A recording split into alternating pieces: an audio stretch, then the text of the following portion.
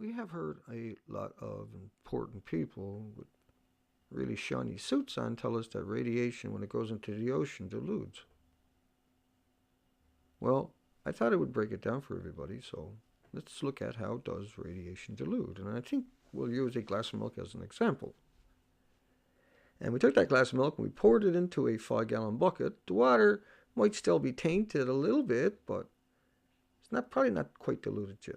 So if we dump that glass of milk into a 45-gallon drum, you might dilute it, that you wouldn't notice it was in the water. How about we dump that barrel with a glass of milk into it, into an Olympic-sized swimming pool, just filled up with fresh, clean water? Will the pool employees reject that barrel? Will you be able to swim in it now that it has a glass of milk with you? Will the water taste funny?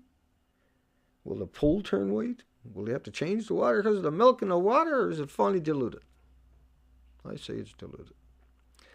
Well, in comparison, if you took a glass of yellow cake or the fuel rod pellets, that the same size as a glass of milk from the missing fuel storage above Fukushima's reactor, and put it into a 5-gallon bucket, the water still be just as radioactive as the glass.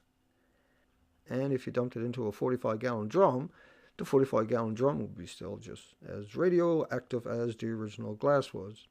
And if you were to dump that 45-gallon drum into an Olympic-sized swimming pool, the swimming pool would still be just as radioactive as the original glass was. Fact is, you can never go in that pool or the building again till the end of time. And every day till the end of time, you can take half of that pool with a glass full of pellets sitting on the ocean floor or yellow cake and dump it into a lake and fill that pool back up again. And that lake would be radioactive till the end of time. And you can kill a lake a day every day just like that and fill the pool back up each time.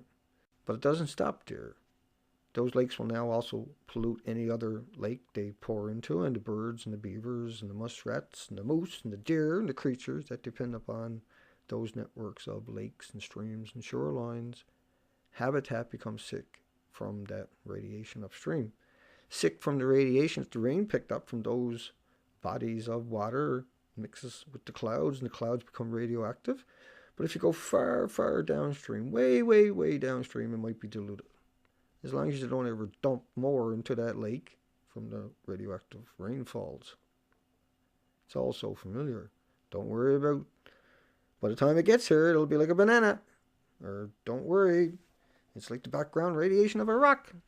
Don't worry, it's like the background radiation from sunlight. Everyone is radiated all the time. The sun radiates to the earth. Now stop being silly, alright? When you step back into reality land, you find out all life on Earth is acclimated to that kind of radiation. And so they're misleading you, because no life on Earth can coexist with a man-made isotope. I'll drink my milk, and the PR firms can have their yellow cake.